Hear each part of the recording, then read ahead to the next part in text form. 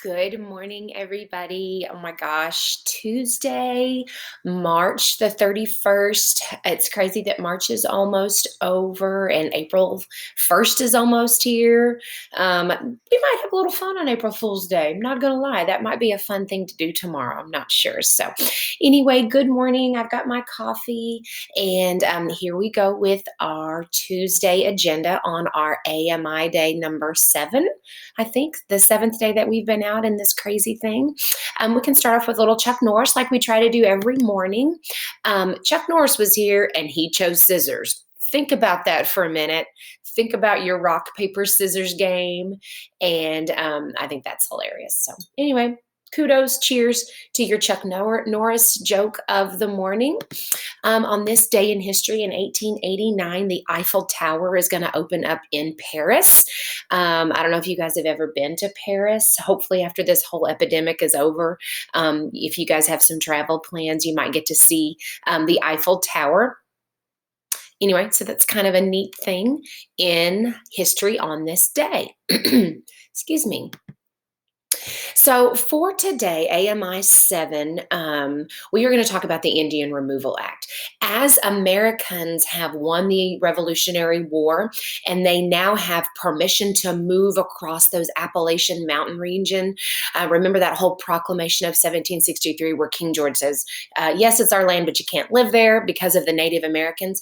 Well, now that they can move into that area, we've learned about Tecumseh, Tenskwatawa, the the Confederate League of Nations of Native American tribes that put away their differences and came together to fight the advancing Americans as they moved into that territory. And if you'll remember from AMI Day 4 and 5, the Native American tribes lost control of that land. And Americans are going to take advantage of that and continue to move west. Well, now they've come into the area of Alabama, Mississippi, and they want that territory too. So we talked about Andrew Jackson in the past, and you sang the song on, I think, AMI Day 4 of how Andrew Jackson has controlled the Mississippi River in New Orleans, and that whole song of Johnny Horton. Parents, I'm sorry that they might have driven you a little bit crazy with that song, but we had to see what the lyrics to that song meant as Jackson is going to control the mighty Mississippi River now at that Battle of Tippecanoe. Well, we're going to fast forward a little bit. It is now Andrew Jackson's presidency. Remember, at this time period, we are going to elect war heroes in our nation. Jackson's no different. William Henry Harrison's going to be elected in about 10 years because of his heroism with the Native American Confederacy at Tippecanoe. So now we're back to Andrew Jackson. He is president. It's around 1830, and we're once again going to replace the Native Americans. We moved them off of their land once. We're going to continue to move them off again down in Mississippi and Alabama, New Orleans, where we're going to move them off again. So this is going to be called the Indian Removal Act.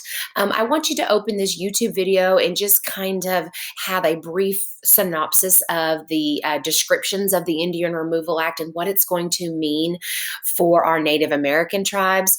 There's going to be a picture in the video clip of the Trail of Tears. Class, if you'll remember, right on that far wall, usually where kind of like Bryce sits or Connor, Cole, Ed, you sit there too on that side of the classroom.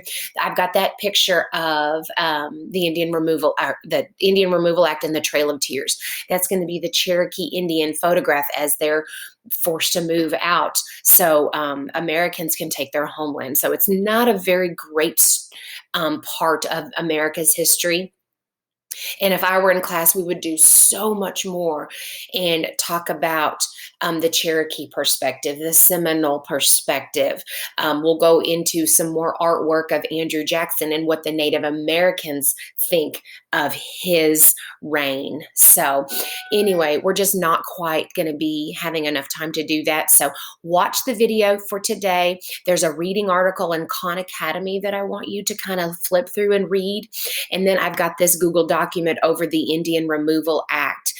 You just have 3 questions that I want you to answer and to submit today. As always, I'm here to help if you have any questions. Email me, and I hope you have a wonderful day.